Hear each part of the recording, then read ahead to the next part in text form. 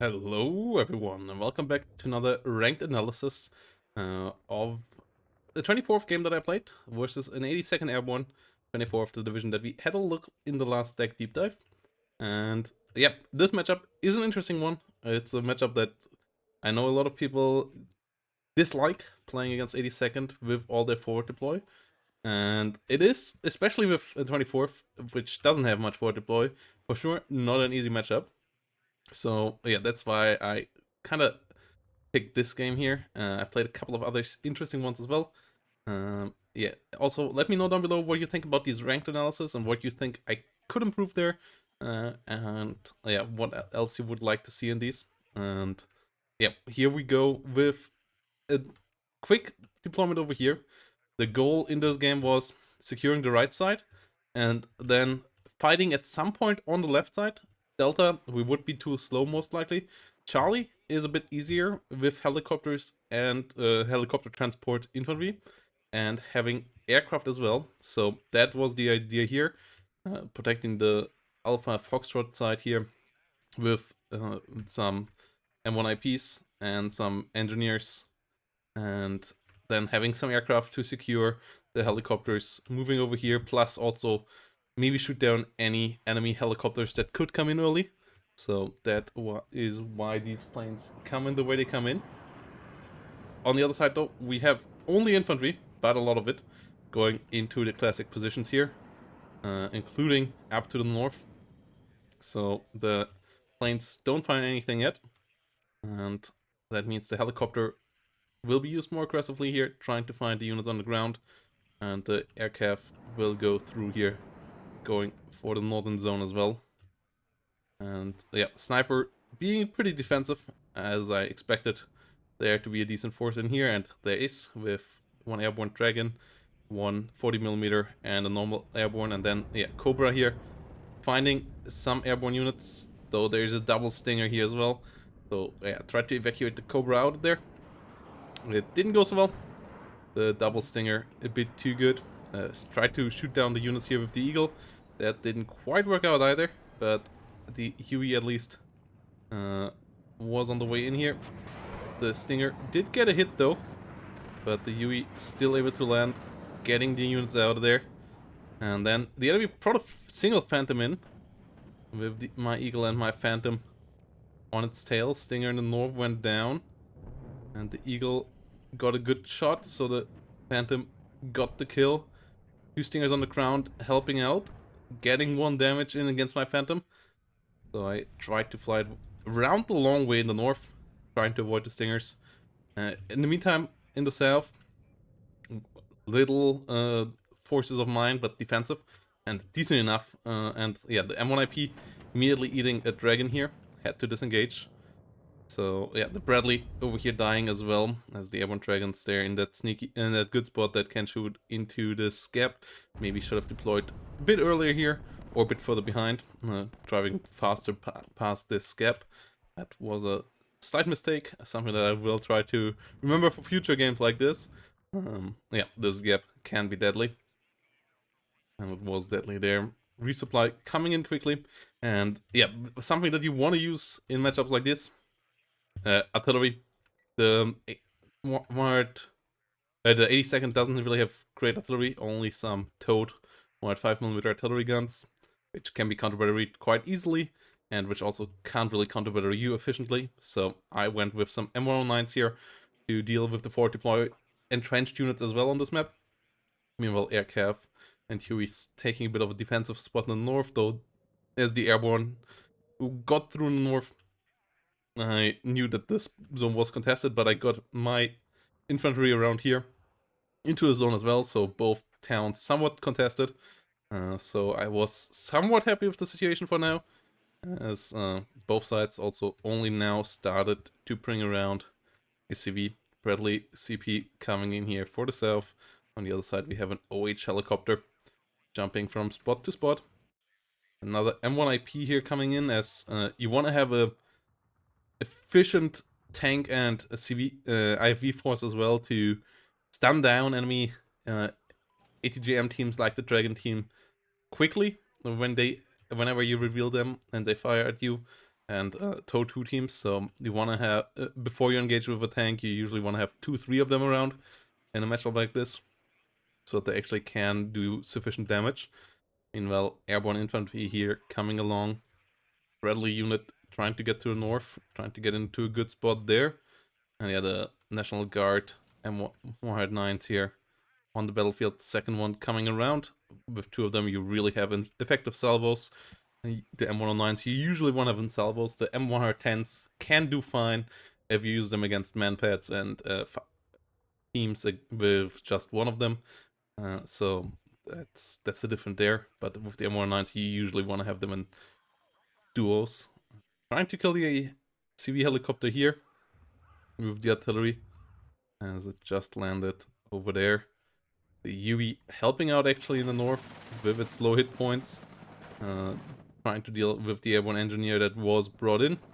Aircav doing a good job there. Holding off the engineers. Getting some good damage there. Trading out there.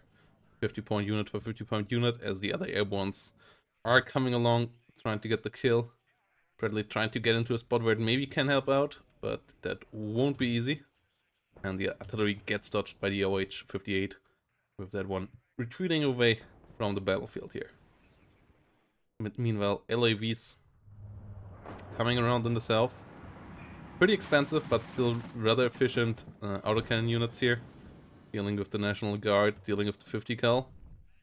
So units need to be found to deal with that. That flanking is scary, especially considering that you now have these hidden roads where they maybe could try to get through into the rear line. So that's something to consider that I had to keep in mind from here on out. In the meantime, Bradley over here trying to help out the fire team. We have some LAVs here as well. So LAVs being used on both sides. Whilst the +1 now happens for the airborne, and that's okay.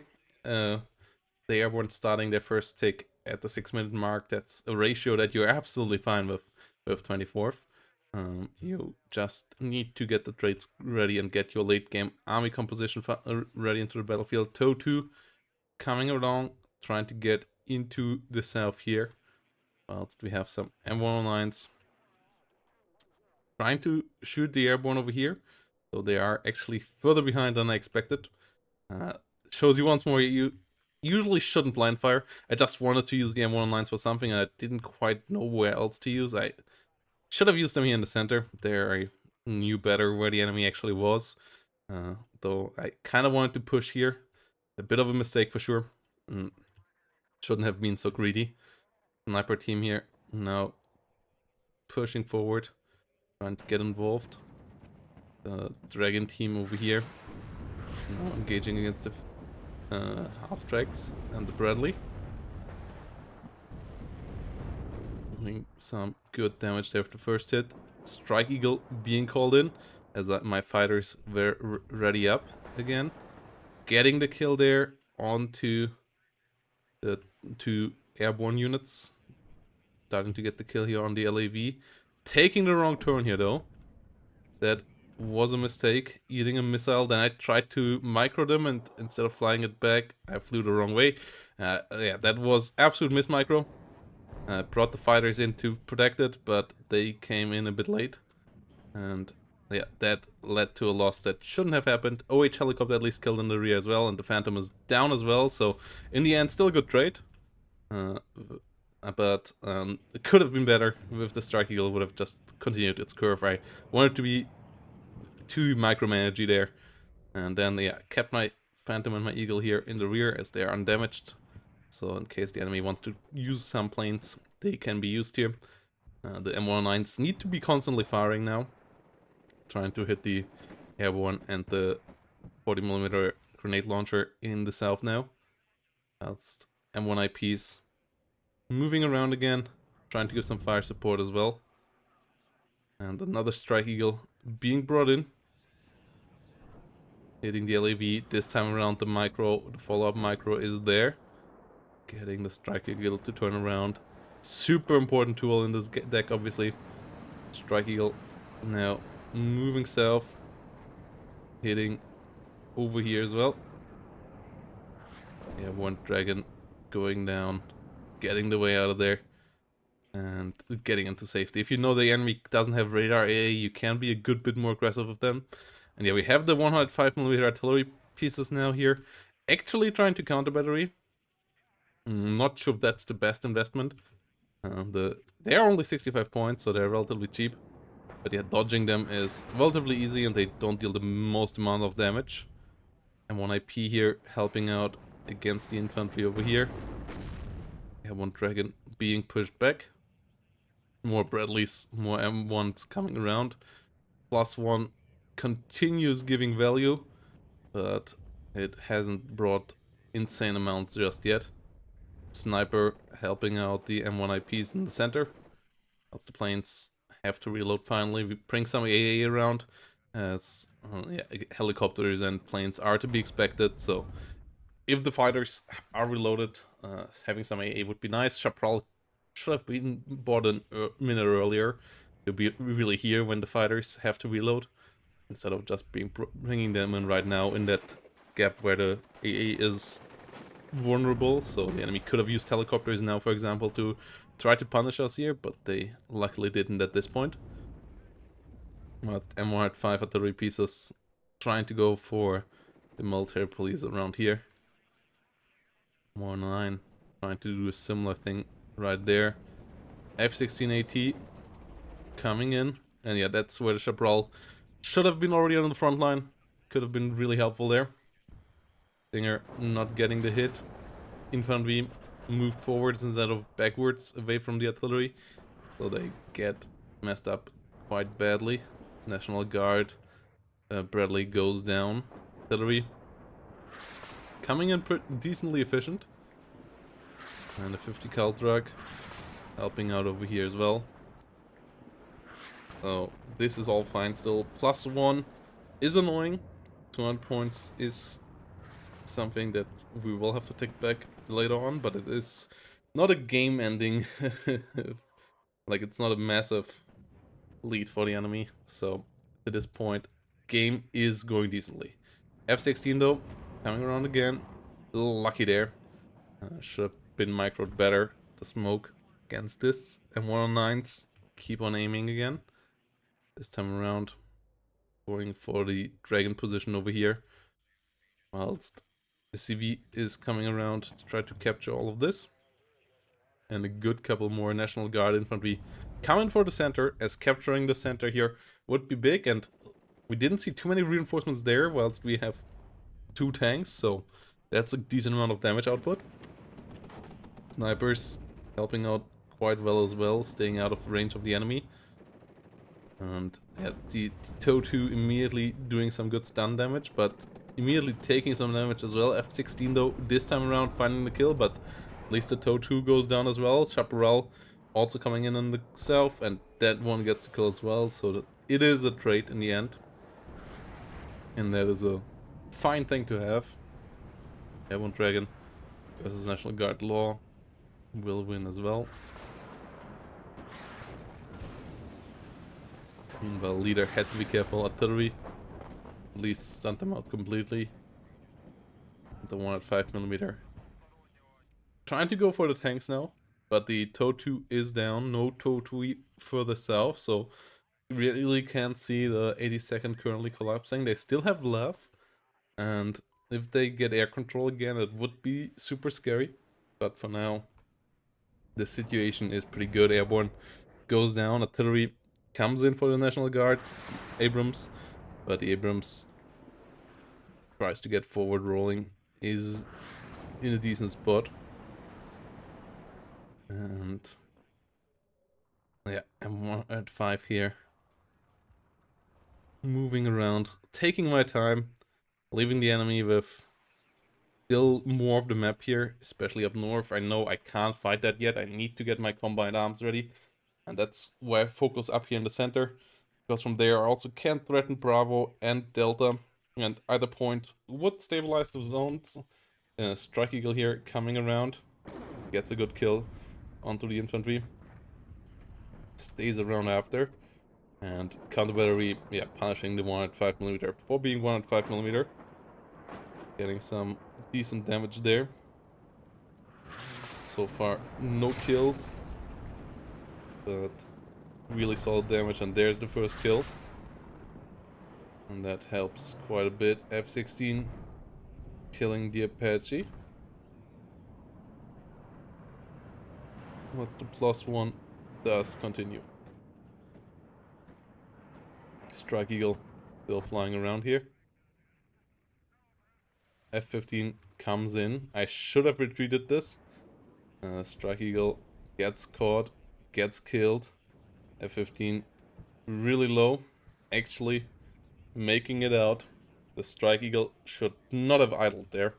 Idling bombers is usually not the way to go, even if you get to drop the bombs later. You just give the enemy so much time to ready for it, and you also use up a lot of fuel, which even if you get the bomb drop, means that your reload time is potentially quite long as well. So all of that really means that usually with strike aircraft you should get in and out.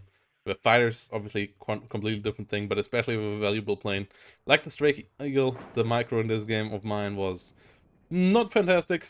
The first one losing to turning the wrong direction, and then forcing it to move the other way right after. And with this one, it was absolutely the idling instead of the retreat.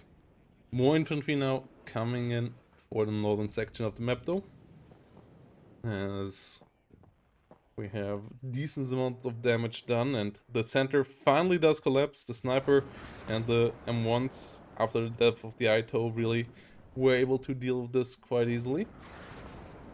Meanwhile, Apache still coming around, trying to stun down the National Guard. Abrams achieving that's the issue of National Guard. And that's why 210 points is quite expensive for them, but you get the high numbers, and that's something that you quite need in this deck in matchups like this, so that you get enough fire support heavy tanks. And the Apache goes down.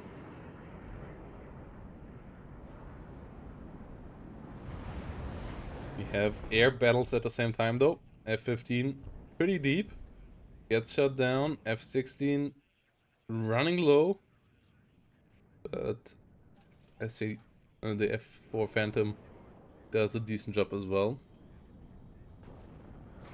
Battery once more coming in for the counter battery. Gets some damage. F-4 Phantom going down. Slightly off target though. But at least one of the guns went down, and the other one is super damaged right now.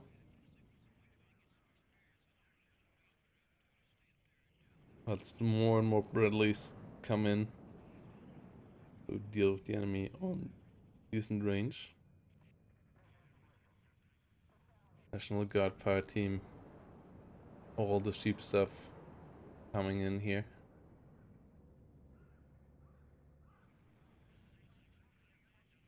Yeah, three.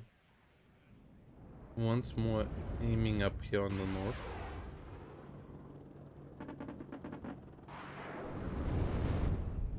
Getting ready to hit the airborne dragon. +2 situation starts to become a bit more annoying. So getting a CV somewhat soon here would be helpful. But the trades are still going okay. National Guards starting to take some losses though. The HGMs, the TOWs, not so important, but the dragons, super frustrating. Bradley Dragon, under fire dragon here. F-15's doing a decent job, getting an A-10 killed here. Yeah, using an A-10 in the contested airspace, not the smartest choice of usage. Meanwhile, airborne dragon and any CV there sitting around. Three coming in. Does miss for now. Huey bringing in more reinforcements here. Quick reinforcements, super valuable for this division. Like those Hueys. And at the same time, finally starting to push to the south. LAV does still escape there. First one went down. Artillery still trying to do something about the Chaparral. Chaparral dodges that as well, so helicopter play still not on the menu. Unless maybe in the far north where AA is still not a known concept. So yeah, Bradley, M1, A1s, M1s. Of this coming around. Bradley focusing the infantry in there, which by now is out of it though. And the artillery tries to focus all on this building. The infantry was actually one building further. So, a bit unfortunate. Yeah, first one shot fired. Ooh, it was close next to the... Yeah, it's not the right building, but it's a good idea. Well, defensive posture over here, but only a couple more points needed to really start the take here, and still 20 minutes remaining. Counter battery once more coming in, once more finding a 105mm artillery piece, and yeah, that's why you don't use them in the 101st, because yeah, they're relatively cheap, but they're also so easy to destroy. Infantry is quite numerous up here. Fire Team Dragon, which team? Engineer Dragons, the Dragon Time Para, Shock Troop, Engineers coming in here, and yeah, holding the line. So this fight for the town still not possible yet, but we have the south captured, and that is major, because that stops the tick. We now have the goal of reaching 775 points, and that is by threatening Charlie or pushing into Delta and the north. And we have the artillery here that the enemy doesn't have. We still have helicopters and planes that we can use. The enemy really limited in plane usage thanks to Chaparrals and the better micro in the air. Like, getting fighter micro right is quite big. It wasn't the best fighter like macro and micro that I ever did there, but it was still good enough. Getting the fighters bought early at the duo and then starting to trade up there. F-15 coming in, but yeah, we have two F-15s and a Phantom. And if we trade one F-15 versus M1 F-15, that is fine here, especially as the A-10 is now vulnerable and the Stinger's on the other side. They just won't be able to stop us here. So A-10 is another plane unit going down. Got the double kill on the Cobra, that is frustrating. As we still need to get points somewhere. But Fire Team here also in a super good spot that stops the enemy from getting any ATGMs in here. We have a TOW Humvee still back in the rear. That is annoying, but it at least means nothing will get in here. So we have a cleaner, way cleaner path towards Charlie. Like, getting these buildings is super important to get into the enemy rear zone, because otherwise they can just snipe you with ATGM from those positions and reinforce from behind them. Like the forest here is a bit of a part of that on the other side, and you take that away from them if you get infantry in like that. Plus you can also potentially hit some of their reinforcement routes with it as well, especially over here. That would actually work out even against the north quite decently. So that is quite something as well. Sniper and engineered dragons under fire. OH helicopter goes down, and now it's only the time, like a time thing to get the CV to the front line, and at the same time not risk to lose any of them in too high of a number. We took a bit of damage beforehand to CVs, but not too much yet, so we still have a good couple of them available. M1IP here rotating around. The only one we lost was one infantry CV over here, and we still have a good couple more. Although the risk is not super high yet. And 1 IP under fire. Just slowly retreating. Keeping up the fire here. Really, the Dragons 2s are super scary. That is quite frustrating to how far you have to go away and how often they can still shoot you. Especially with IFVs. I'm really looking forward to the patch changing that. I feel like maybe some adjustments need to be made to make them not too weak. But I mean, even then, they will still be the highest infantry AT. Just means that vehicles can be a bit more powerful. And at the moment, with how strong defensive infantry is, and especially the Pact and the American ones, I feel like that is not a bad thing. Humvee tow here with a good kill. F-16 in the sky. Goes down though. Seat being brought around just as an anti-aircraft unit and a general unit to dodge enemy stingers and show their position. Doesn't really work out here though. 3 Mets and 3 stingers actually are even accurate enough for a unit like this. But a CV tank moving in the north, getting us a +1. And we also have a military police leader coming in over here, about to get us up to a +4 once both zones up here are captured. And then the tick is pretty quick to get up to the points necessary to win this game. And the KD currently relatively positive, so that is a pretty good plan. And 82nd really can't put up back pressure onto you in the late game if you play it just chill. Obviously some maps are harder, some maps are lighter, easier, like airport for example. You really have to be a bit more careful about your early game and be careful that you don't lose too many units against the LAV sneaking by and so on, because then your combined arms can fall apart quickly. But once you get this combined arms here set up, I feel like 82nd is still relatively easy to beat, though not trivial, because yeah, the defensive advantage at the moment especially is quite big, so you always have to be on careful and on alert about any potential dragons coming your way, trying to destroy you there. And yeah, the Stinger here getting the shutdown. We have the National Guard fire team laws on the front line. Apache coming up north, trying to help out against all the snipers, and 40mm here. One engineers sitting all behind that. Bradleys and M1 IP getting some nice damage in here. And those guys out to go down here. Good kills. Stinger coming in again.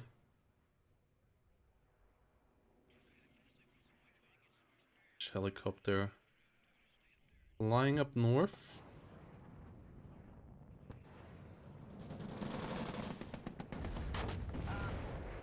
Have another unit dying here. The CV tank dies in the north. +4 is going on. And yeah, I see the OH helicopter here. That is the next target to try to shoot down. And try to get the kill on. As those can't land, so that we don't let the enemy get back onto that point in the north. So that we don't have to move around the military police leader. Yeah. Kill happens. Enemy won't be around to get another CV up there in time to stop us from equalizing the score, as we are only 2 minutes away from that now.